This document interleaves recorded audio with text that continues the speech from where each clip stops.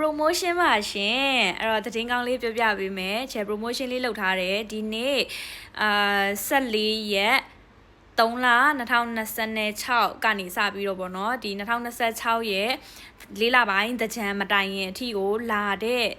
သူတွေကိုပေါ့နော်ချဲကလူတစ်အတွက်6လဖြတ်နဲ့လှုပ်ထားပေးပါတယ်เนาะ6လဖြတ်လှုပ်ထားပေးတယ်ပြီးတော့ကြတော့လေရင်တက်ခဏကြီးကြလို့ရှိရင်ဟိုဒီလက်ဆောင်ပေးရလေးတွေလည်းရှိပါတယ်အဲကြောင့်မို့လို့အခုချဲပြောလိုက်တဲ့နေ့ပေါ့နော်ဒီနေ့14ရက်3လ2026ခါနေစပြီးတော့2026ရဲ့4လပိုင်းတကြံမတိုင်ခင်မှာရောက်တဲ့သမီးလေးတွေအတွက်6လဖြတ်ပါ6လဖြတ်ပါရှင်အဲ့တော့6လဖြတ်ထဲမှာဘာပါလဲ passportမရှိရင်လုပ်ပေးမယ် passport လုပ်ရမယ်ပေါ့နော်အဲ့တော့ passport လုပ်တာကတန်းစီစရာမလိုဘူးချဲလိုက်လုပ်ပေးတယ်ပေါ့နော်အဲ့မှာအကြာကြီးလဲစောင့်စရာမလိုဘူးဆိုတော့ passport လုပ်ပေးမယ်ပြီးလို့ရှိရင်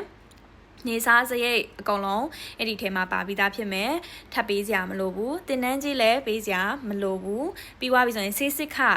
လည်းပေးစရာမလိုပါဘူးဆေးစစ်ခလည်း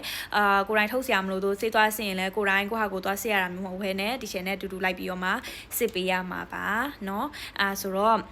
တကြံတိုင်းငင် promotion လေးကိုအမီလာ join မှာအခုလောဆယ်ချိန်မှာ10ယောက်ပဲလက်ခံပါတော့မယ်10ယောက်ပဲလိုပါတော့တယ်เนาะအဲ့10ယောက်တော့တွင်းမှာအမြန်မှီအောင်လို့အမြန်ဆုံးလာခဲ့ပါမဟုတ်ရင်တော့